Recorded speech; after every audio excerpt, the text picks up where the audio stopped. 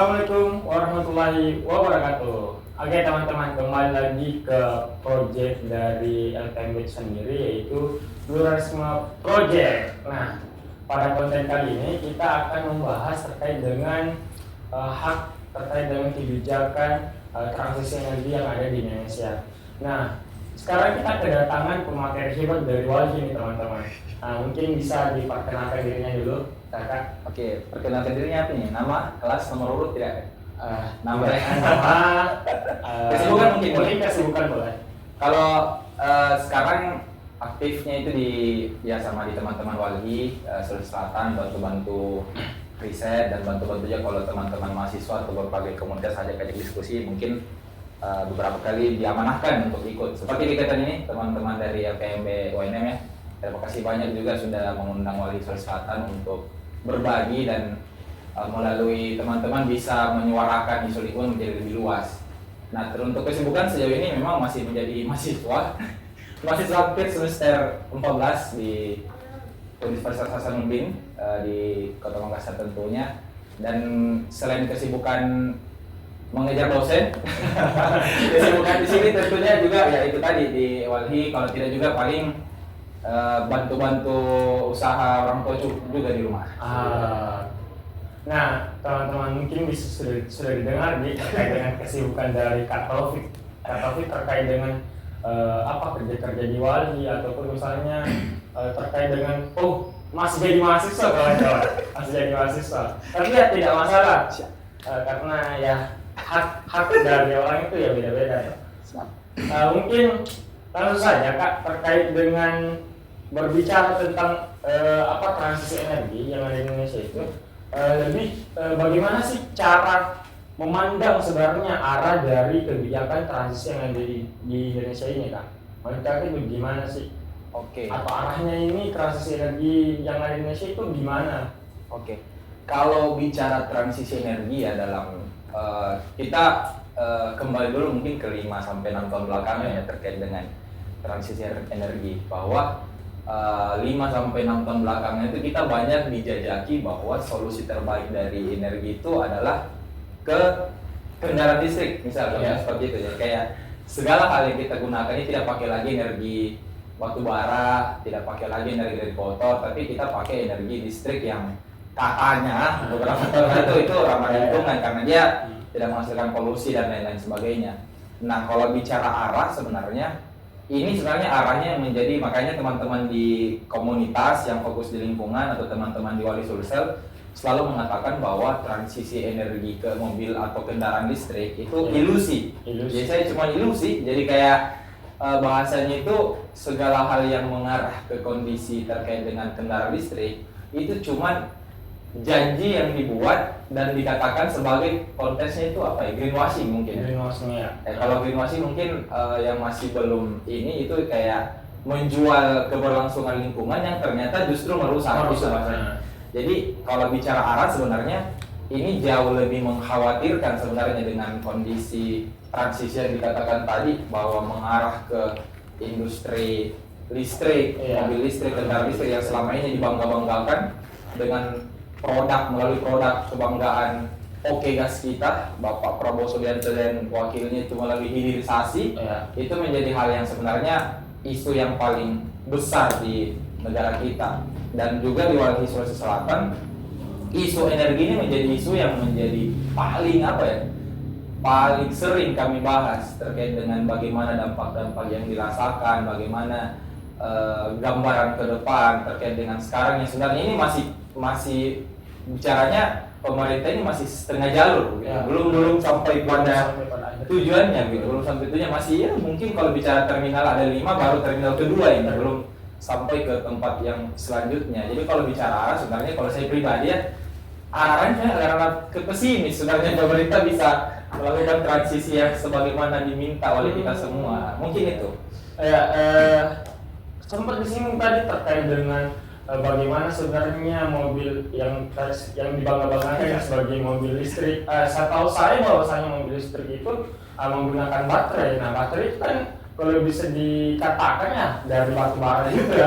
Jadi kalau kita berbicara tentang bagaimana transisi dari batu bara misalnya ke energi terbarukan, listrik dan sebagainya ya.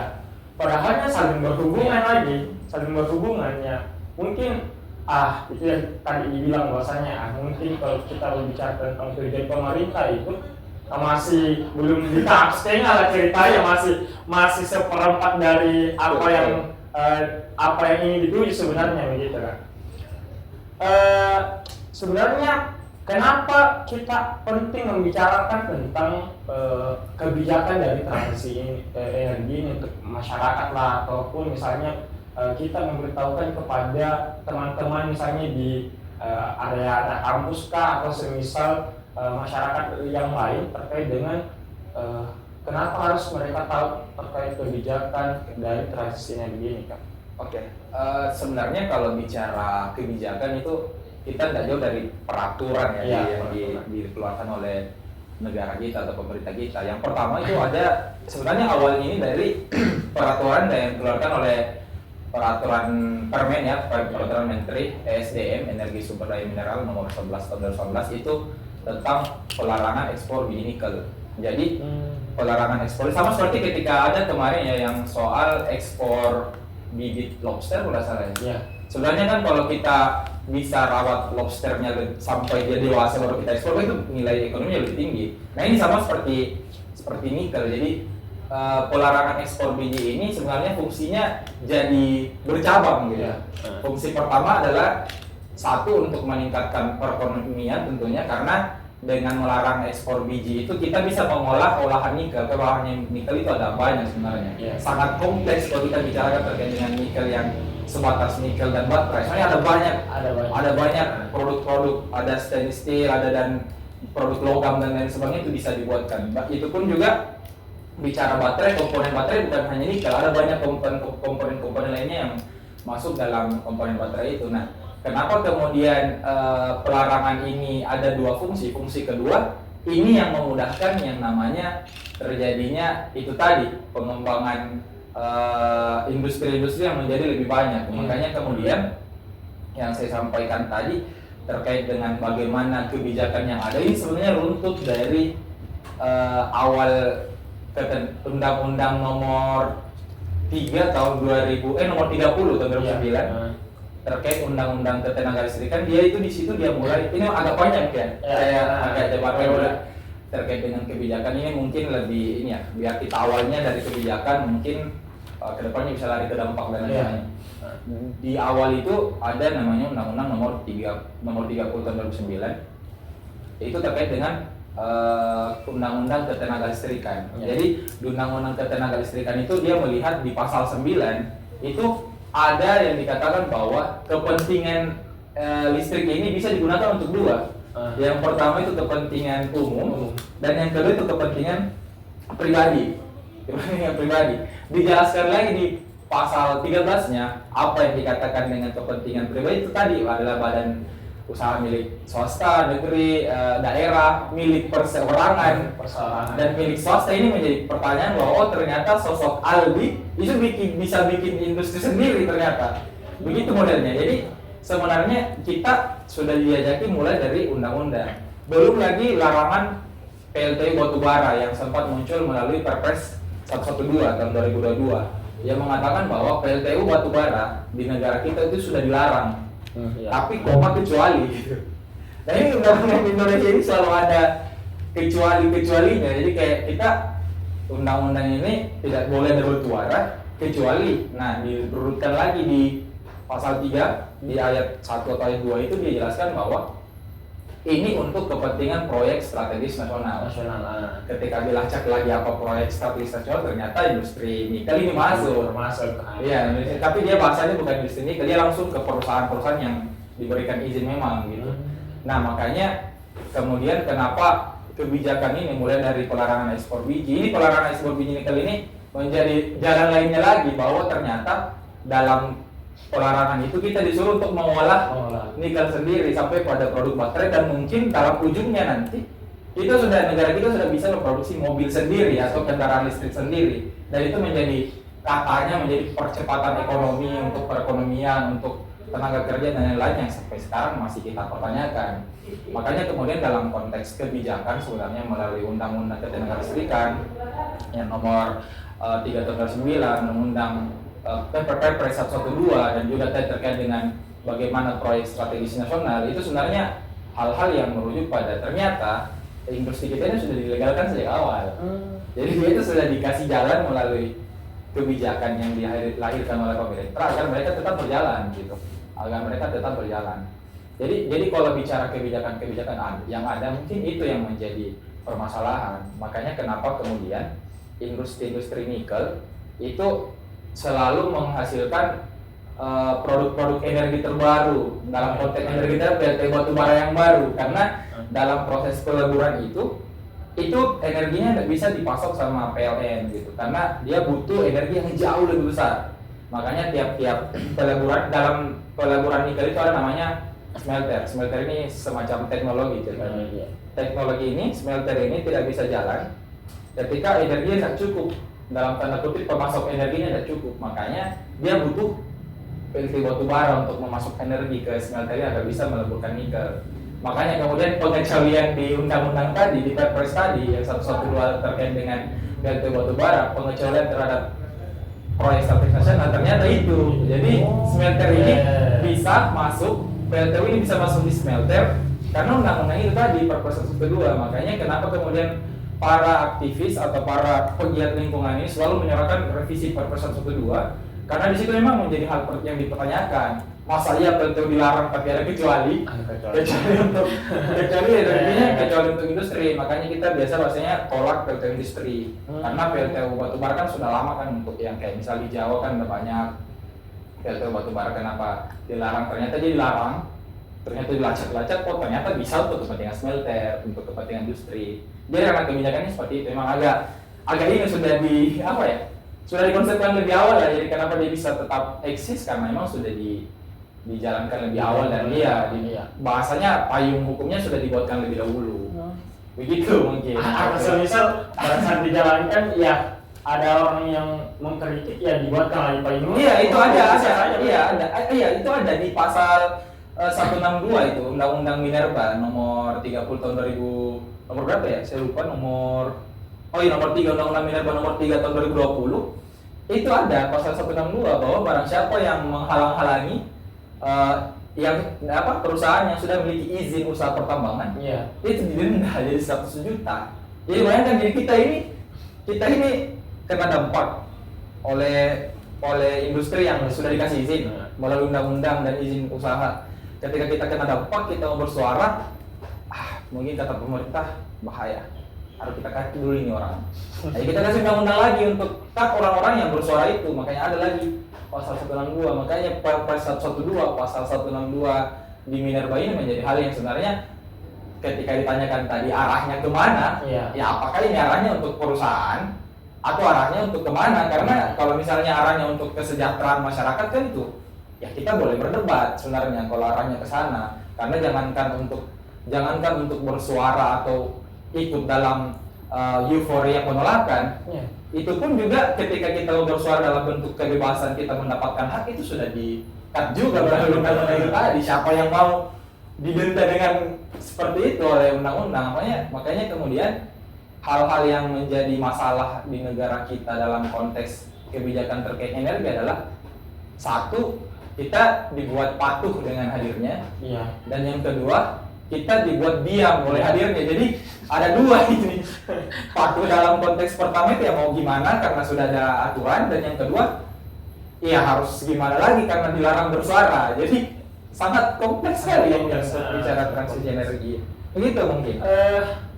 Ada satu hal yang sangat menarik juga kalau kita berbicara tentang bagaimana sebenarnya perseorangan ini yang bisa menjalankan industri ini tadi. Kalau perasaan, kalau saya tahu bahwasanya industri seperti nikel, batubara dan lain itu yang harus dijalankan oleh pemerintahan, tidak bisa dijalankan oleh perseorangan ataupun orang pribadi sebenarnya, karena bisa saja dalam menjalankan misalnya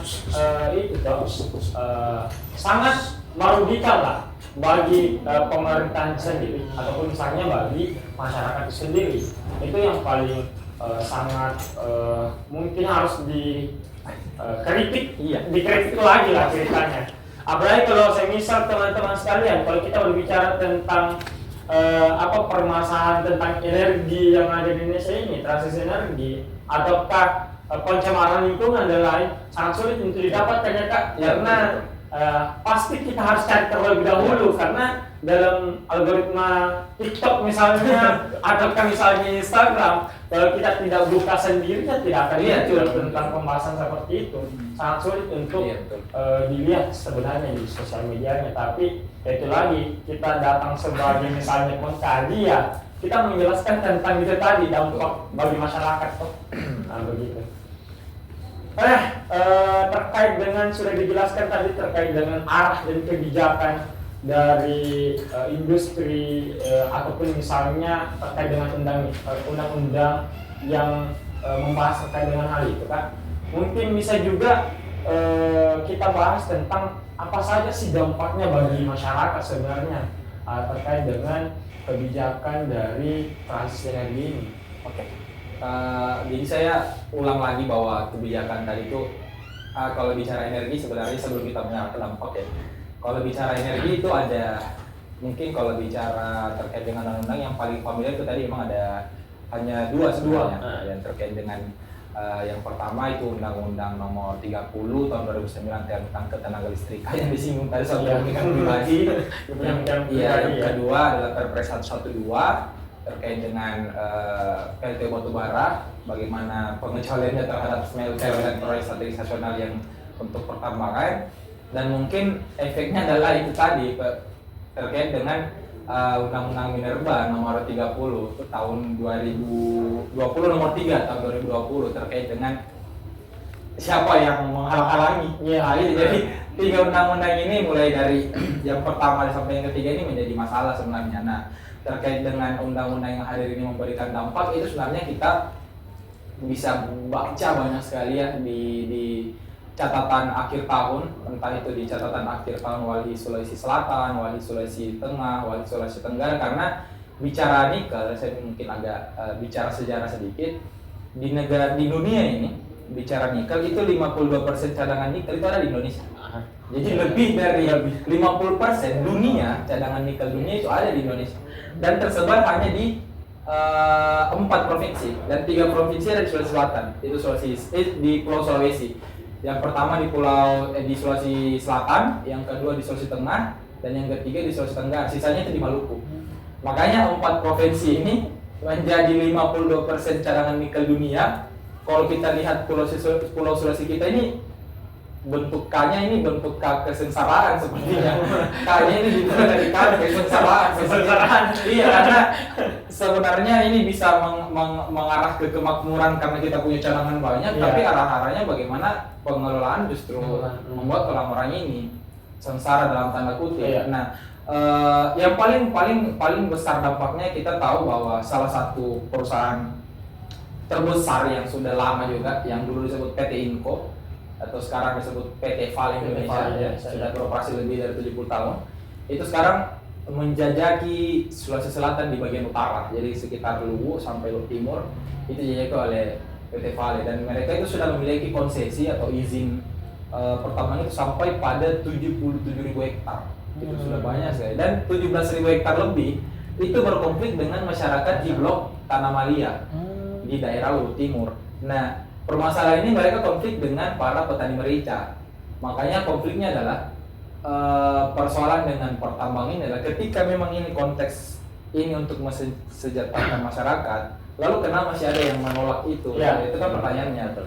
Makanya selalu disebutkan bahwa arahnya ini kemana ketika lahan-lahan 17.000 hektar yang tadi itu di selama ini dihidupi, bahkan mereka bisa bersekolah, anak-anaknya mereka bisa bersekolah, anaknya lagi bisa bersekolah, cucunya lagi bisa bersekolah dari penghasilan merica. Lalu bagaimana dengan hadirnya PT Vale ini yang berkonflik dengan lahan warga, yang kebunnya dijajaki truk-truk pengangkut dan sebagainya yang melegalkan itu semua. Jadi pertanyaannya adalah bicara dampak itu sebenarnya ada, itu sangat luar biasa lah. Belum lagi seperti yang ada di Sulawesi Tengah yang penyakit ISPA ya, Iya. infeksi saluran pernafasan akut itu seperti penyakit apa ya, kayak penyakit flu biasa yang sudah kayak semuanya kenal lah kayak gitu. Terakhir itu yang saya baca ya, saya mungkin belum terlalu update soal ISPA, itu ada 1.700 itu di Kecamatan Petasia itu terkena ISPA. Itu baru yang ke puskesmas.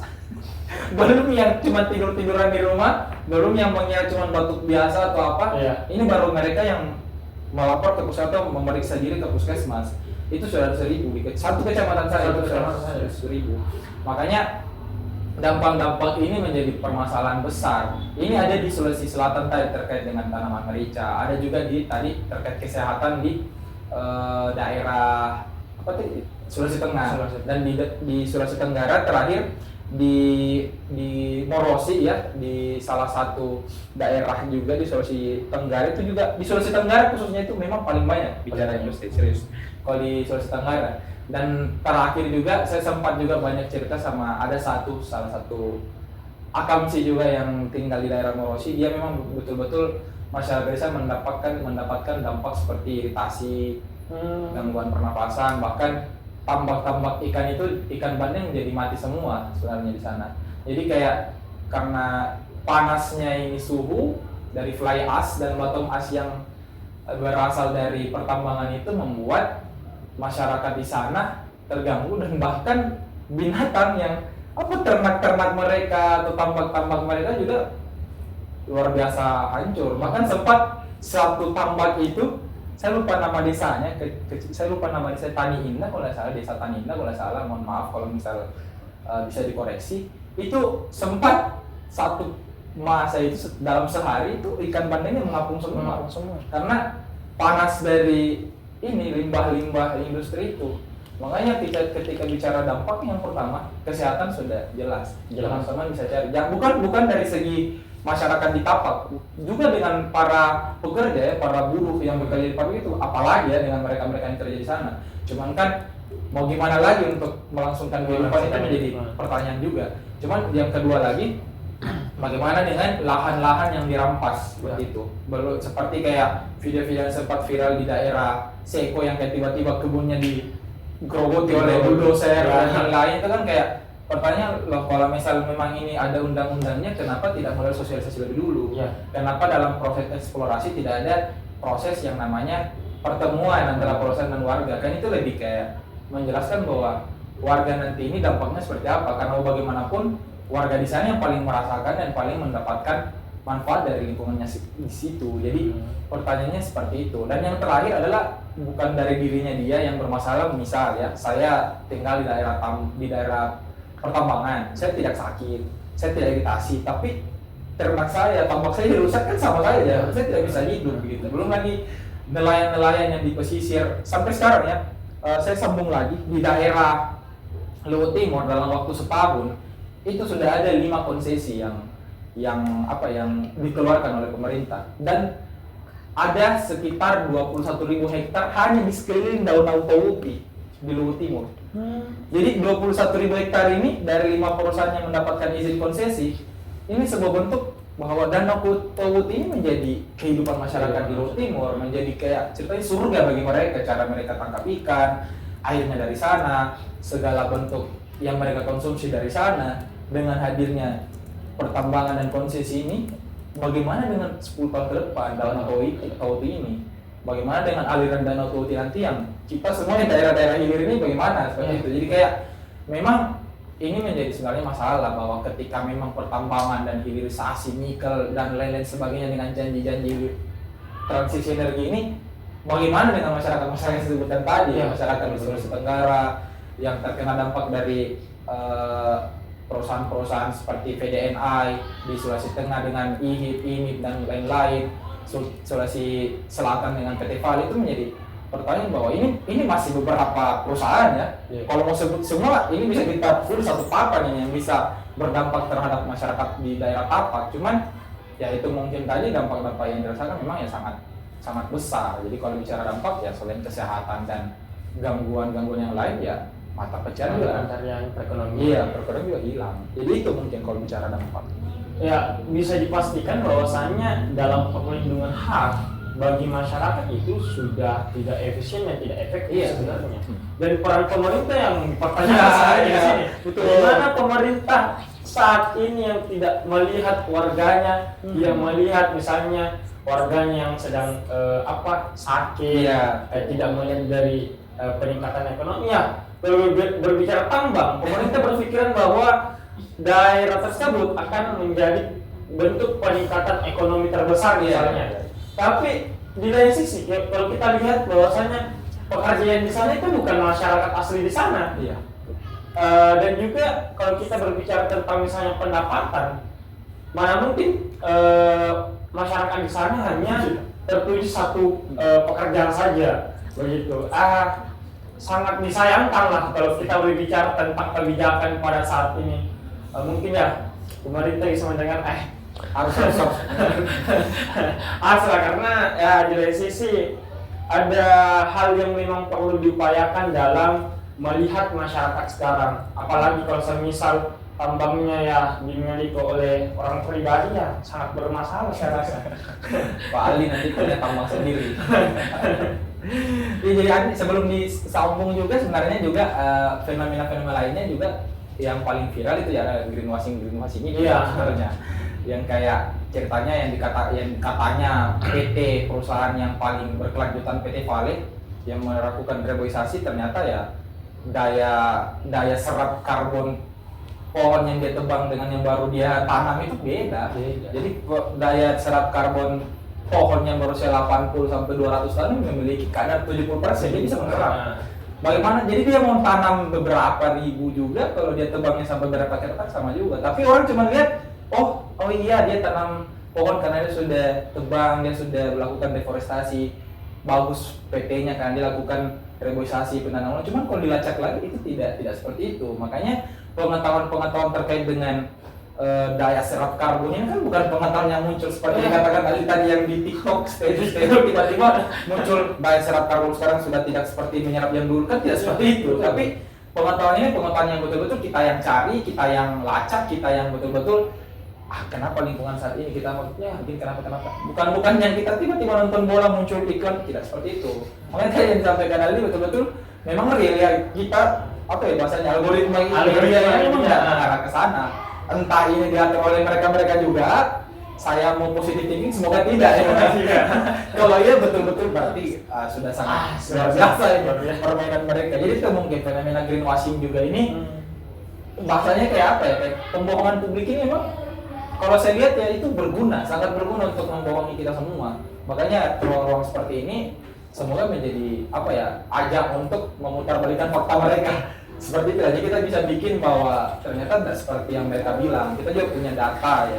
Dan teman-teman bisa lihat nanti di catatan akhir tahun Wali Sulawesi Selatan itu jelas dijelaskan di situ seperti dikatakan oleh PCIS dalam satu paragraf, dia jelaskan memang daya serap karbon kita memang tidak sekuat dulu karena pohon-pohon yang dulu itu sudah ditebang digantikan oleh mungkin masih pohon yang sama tapi umurnya sudah beda. Makanya daya serap karbonnya itu jauh lebih buruk ya, tidak jauh lebih baik dari yang kemarin.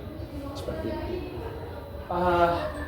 Hal yang sangat mungkin teman-teman ya harus tahu lah ceritanya, apalagi kalau semisal teman-teman dari daerah yang bisa dibilang ada tambang dan lainnya harus apalagi mempertanyakan lah terkait dengan tambang itu apakah sudah sesuai dengan AMDAL atau apakah sudah sesuai kebijakan dan ataukah belum sesuai lah ceritanya.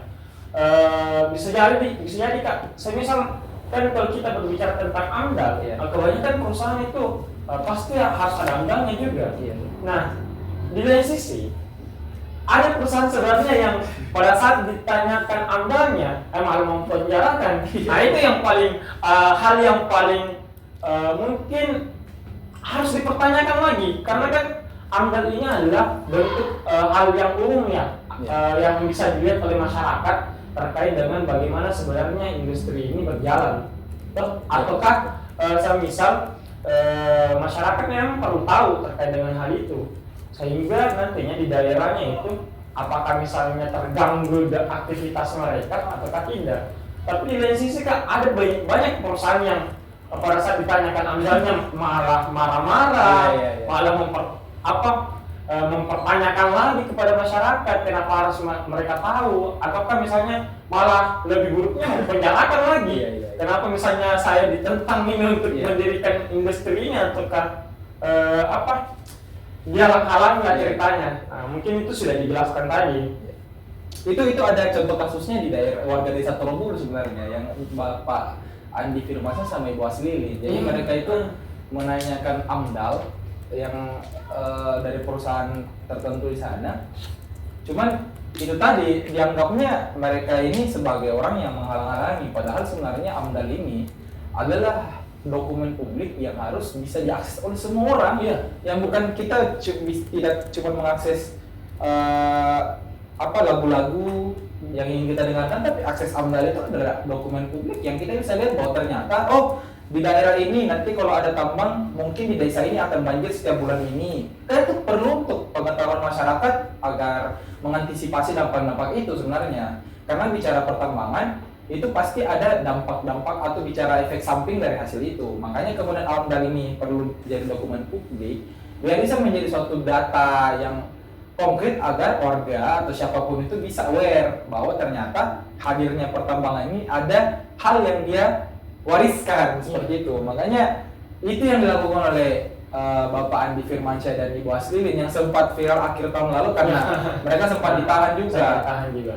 Dan banyak saya rasa para yang menyuarakan soal lingkungan ini yang juga ya sama ditahan, dan untungnya juga gerakan-gerakan lingkungan ini syukurnya dengan banyaknya kebijakan yang kacau suaranya tetap lantang, walaupun ya cuman itu saja yang bersuara, tapi mereka tetap konsisten. Makanya yang menjadi perhatian saya kemarin adalah bagaimana kemudian suara-suara lingkungan ini bukan hanya disuarakan sama Aldi terus atau siapapun mungkin di teman-teman di LKMB terus. Jadi tapi bagaimana suara-suara lingkungan ini bisa menghadirkan orang-orang yang baru. Dengan hadirnya orang-orang yang baru, bayangkan saja orang-orang yang Aldi terus saja itu suaranya bisa lantang. Bagaimana dengan orang-orang yang baru ini? Makanya itu kemudian menjadi hal yang perlu digarisbawahi bahwa ternyata isu ini perlu diperbesar, karena secara sederhana di media kita itu diperkecil. Diperkecil begitu modelnya. Agak sulit sebenarnya. Agak sulit kan. Nah, mungkin juga kita bisa berbicara tentang sebenarnya peran masyarakat lokal terhadap kebijakan perlindungan hak ini, ataukah misalnya bagaimana sebenarnya masyarakat itu menghadapi industri-industri seperti ini, Kak? Terkait dengan apa yang bisa dilakukan bisa masyarakat tadi. Nah, masyarakat. Sebenarnya bicara peran masyarakat ya, kita selalu yang sebelum saya ke sana, saya selalu mempertanyakan bagaimana mandat Undang-Undang Dasar pasal 333 yang bumi kekayaan alam itu yang dikuasai oleh negara dan diperuntukkan untuk kemakmuran dan kesejahteraan rakyat itu dikemanakan. Ketika turunan Undang-Undang Dasar ada Perpres, Permen, Perda dan lain-lain, kenapa hasil turunan ini justru mengkhianati Undang-Undang Dasar kita yang sudah menjadi mandat negara untuk mensejahterakan masyarakat? Ketika Undang-Undang Dasar pasal 333 untuk kesejahteraan, bagaimana dengan Perpres 112? Bagaimana dengan Undang-Undang Nomor 3 tahun 2020, Undang-Undang Nomor 30 tahun 2009, dan masih banyak undang-undang yang merampas hak-hak masyarakat? Itu kenapa seperti itu? Ketika mandatnya memang untuk kesejahteraan. Makanya ketika bicara kebijakan dan peran kita sebagai masyarakat, sebenarnya peran kita itu tidak perlu berperan sebenarnya, karena undang-undang ini bahasanya mahasiswa atau anak-anak himpunan itu bahasa rekomendasi yang sebenarnya harus dilaksanakan ya, tidak perlu bagus dilaksanakan. Kalau tidak, itu harus dilaksanakan. Itu sudah jadi mandat kita di Undang-Undang Dasar yang menjadi dasar kita bernegara, itu sudah di sana. Tapi pertanyaannya, kita dipertanyakan terkait dengan bagaimana peran masyarakat dalam lingkungan dan lain, itu sebenarnya kayak ini mah tugasnya negara sebenarnya. Cuman dalam konteks kebijakan hulu hilir ya, saya singgung, hulu kita ini sudah kacau. Saya berani bilang hulu kita ini sudah kacau. Pemerintah ini sudah kacau dengan segala kebijakan yang tidak tahu. Kita lihat bagaimana 2019 terkait dengan Omnibus Law yang membuat gerakan mahasiswa yang layaknya kita kembali ke beberapa tahun lalu pada tahun 98. Ini Omnibus Law yang sempat viral kemarin, itu pertanyaannya adalah kenapa seperti itu kan? Nah, itu memaksa kita untuk bergerak sebenarnya. Makanya bicara hulu ini kacau, hilirnya kita ini adalah dijelaskan Aldi tadi bahwa aware kita ini, kesadaran kita sebagai masyarakat, dalam kita satukan saja masyarakat dan pemerintah ya, pemahasiswa dan buruh, petani, nah itu masuk dalam konteks masyarakat saya. Jadi masyarakat ini, kita semua yang di sini, saya dan Ali dan teman-teman yang ada atau teman-teman yang menyaksikan nanti adalah hilirnya gitu. Jadi kayak sebagai hilir ini, ketika kita tidak sadar dengan kebijakan-kebijakan transisi energi yang sangat, saya tidak tahu arahnya kemana ini, itu kita harus betul-betul apa ya bahasanya. Makanya saya bilang tadi bahasanya pesimis ya, karena satu, hulu kita kacau, hilir kita juga nggak sadar. Belum lagi pendidikan lingkungan bukan pendidikan yang masif sebagai kewajiban anak-anak untuk mendapatkan ilmu gitu. Jadi wajib pendidikan kita itu di beberapa tahun ya, dari SD sampai SMA, itu pendidikan lingkungan dari di mana? Paling kesadaran akan sampah ya. Kayak cuma paling sebatas itu. Sisanya energi, sisanya mungkin kayak bagaimana pukat harimau di laut oleh nelayan, atau bagaimana deforestasi, bagaimana penebangan liar, atau bagaimana para pemburu yang membuat spesies-spesies punah. Ini tidak ada dalam konteks pendidikan lingkungan. Itu sederhananya cuma sampah. Bahkan dalam konteks mahasiswa saja, saya sempat adakan kayak semacam wawancara dengan beberapa mahasiswa yang konteks mahasiswa kan maha. Yang sudah dibilang. Iya, yang maha, yang lawannya cuma maha besar sama maha beraka kan. Jadi kayak dia konteks maha ini sebenarnya sudah siswa yang paling siswa lah. Tapi betul. Isunya itu apa masalah lingkungan yang ada di sini yang kamu tahu? Itu paling selalu sampah. Jadi memang dengan bayangkan saya yang kita bahas tadi yang sangat panjang yang membuat saya semakin takut, ternyata mahasiswa saat ini belum awal sampai sana gitu. Makanya kemudian apa yang perlu kita lakukan sebagai hilir adalah bagaimana kita mengimbangi kebijakan pemerintah gitu. Karena yang saya bilang tadi, kebijakan pemerintah ini selalu bertentangan dengan kesejahteraan masyarakat. Tapi syukurnya adalah suara-suara lantang untuk menyuarakan masyarakat itu tetap besar. Tapi orangnya cuma itu saja. Jadi kita sebenarnya beruntungnya di situ. Tapi di sisi lain kita bisa berpikir bahwa sebenarnya suara kita bisa jauh lebih besar. Makanya itu kemudian yang perlu selalu dikonsolidasikan, dibicarakan. Misal teman-teman buat kayak semacam ini, bincang-bincang seperti ini, atau diskusi, atau kolaborasi, aksi bersih dan lain-lain, itu secara sederhana bisa membuat orang aware juga, mulai dari tindakan kecil ya. Kecil itu bisa, kalau misalnya semua teman-teman bekerja kan, ya itu bisa jadi besar juga. Teman-teman yang sempat viral kemarin, teman-teman Pandawara kan berawal dari kecil juga kan. Cuman dia selalu diadvokasikan oleh teman-teman yang pegiat lingkungan juga, walaupun cuma isunya cuma sampah kan. Tapi dampaknya luar biasa, banyak yang bikin hal yang sama, walaupun persis sama, tapi kan setidaknya itu bisa membantu dan memantik gerakan-gerakan yang sama. Mulai dari situ bisa menjadi ruang-ruang masyarakat dalam konteks hilir ini mengimbangi kebijakan dari hulunya yang kita bilang tadi, yang sudah saya jelaskan tadi. Itu hanya segelintir undang-undang lah, apalagi kita cuma bahas energi ya. Belum kita bahas terkait dengan sawit. Belum kita bahas terkait dengan industri-industri lain yang berdampak pada masyarakat, atau reklamasi yang membuat masyarakat dan desa masyarakat di Lale-Lale, atau reklamasi yang di Pulau Pari Jakarta yang mangrove-nya hancur. Itu belum sampai sana. Kita baru energi loh. Yang justru energi ini kayak udah kacau sekali. Kan jadi kayak memang bagaimana isu lingkungan yang berat ini bisa dikonsumsi oleh masyarakat di hilir, itu menjadi PR kita semua sebenarnya yang sudah aware ya. Yang sudah aware untuk bisa menyuarakan dan membuat gerakan lingkungan ini menjadi gerakan yang lebih masif dan lebih besar. Itu mungkin terkait dengan kurangnya kesadaran masyarakat kan? Karena ya di lain sisi banyak misalnya lembaga yang menyuarakan terkait dengan lingkungan dan lain, tapi dari masyarakat sendiri itu masih banyak yang kurang tentang pemahaman seperti itu. Dan di lain sisi teman-teman pada dasarnya, kalau misalnya penonton ini tahu, di lain sisi kalau saya misal lingkungan itu sudah rusak, maka udara sebenarnya itu akan tidak baik lagi, akan berdampak kepada manusia itu sendiri, bagi masyarakat lain. Jadi saya rasa pemahaman seperti ini harus lebih diperbanyak lagi, sehingga nantinya terkait dengan permasalahan lingkungan itu tadi Kak, bisa dikurangi ataupun bisa diselesaikan sebenarnya. Kalau semisal masyarakat bersatu. Tapi ya di lain sisi ada tanggung jawab kebijakan dan hal yang memang perlu diperhatikan lagi sebenarnya. Nah, lanjut lagi terkait dengan misalnya sudah kita bahas tadi terkait dengan semua permasalahan nih. Sudah dijelaskan tentang undang-undangnya, dampaknya, peran masyarakat ini sebenarnya seperti apa. Nah, kalau kita berbicara tentang kedepannya ini transisi energi ini sebenarnya harapannya mau diarahkan kemana sebenarnya? Karena ya di lain sisi banyak kesalahan, kecenderungan dan lain. Ya harapan ke depan ya semoga ada hal yang lebih baik lah ceritanya. Atau kan misalnya menurut kakak nih arah transisi energi ke depan ini seperti apa sih?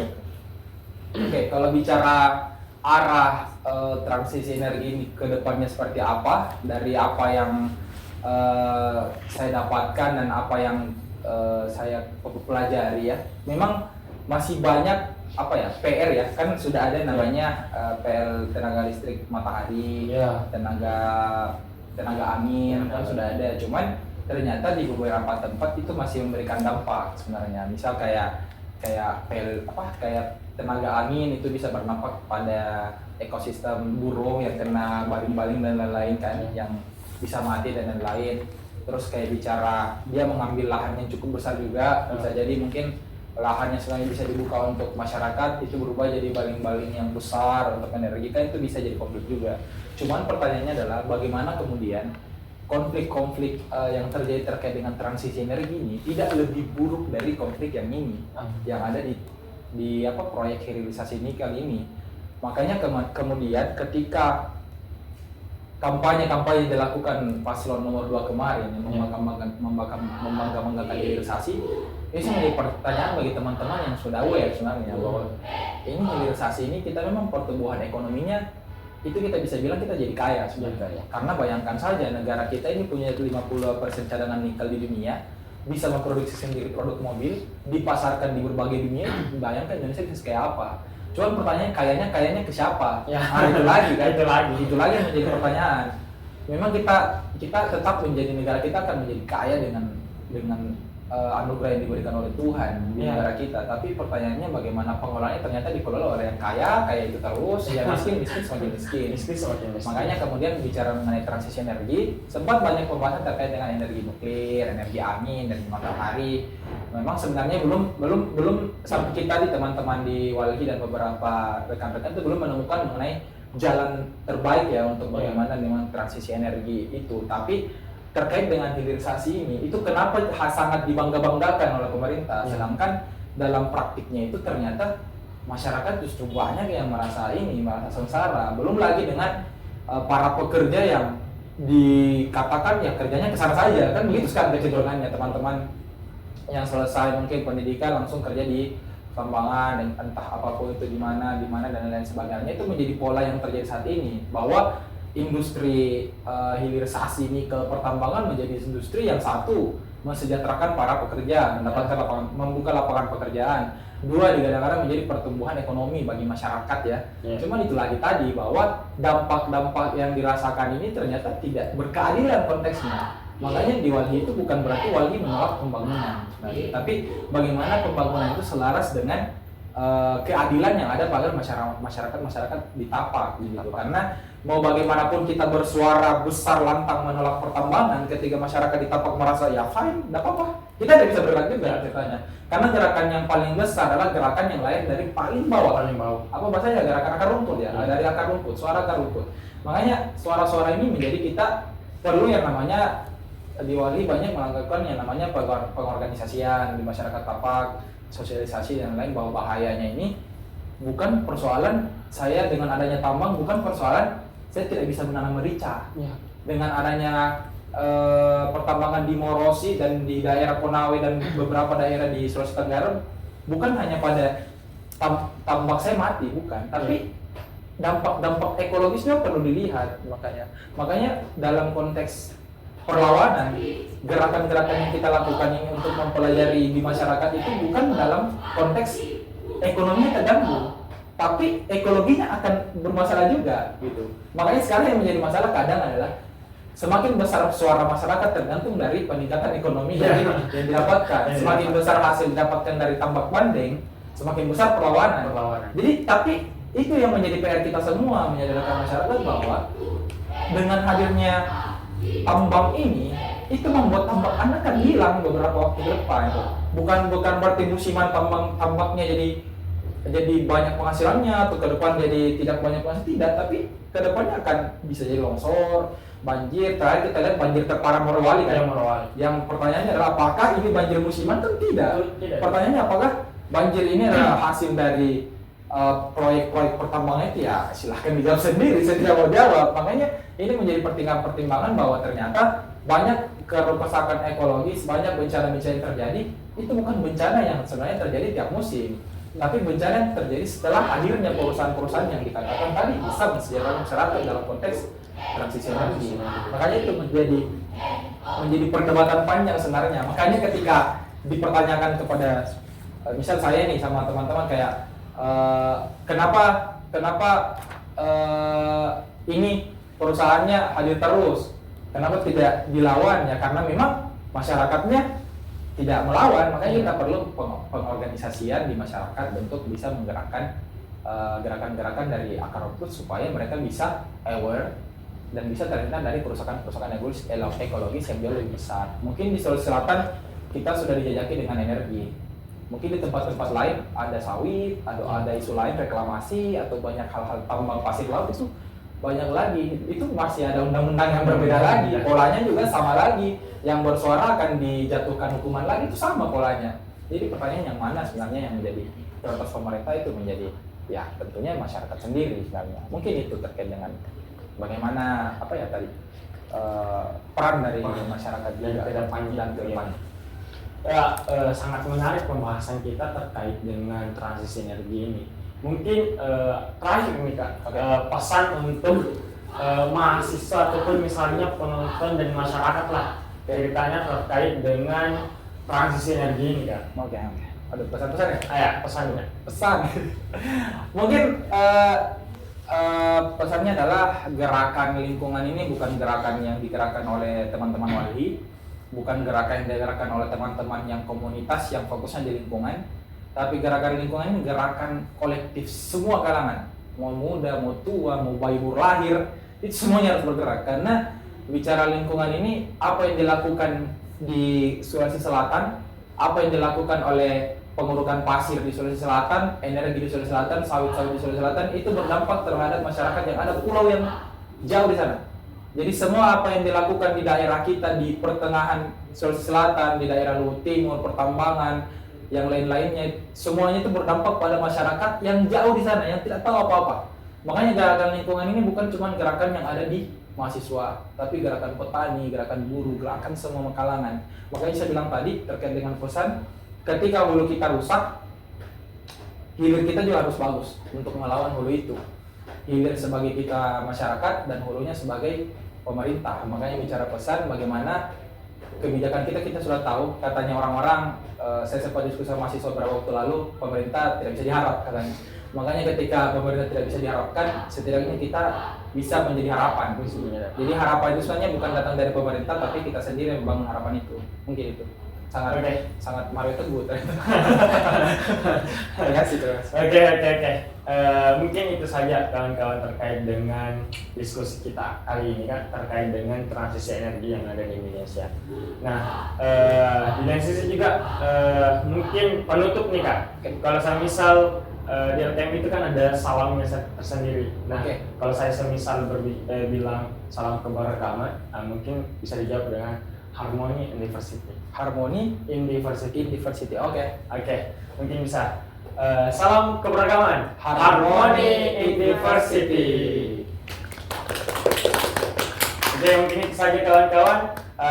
Subscribe dan like. Lebih dan kurangnya mohon dimaafkan. Wabillahi taufiq wal hidayah. Assalamualaikum warahmatullahi wabarakatuh.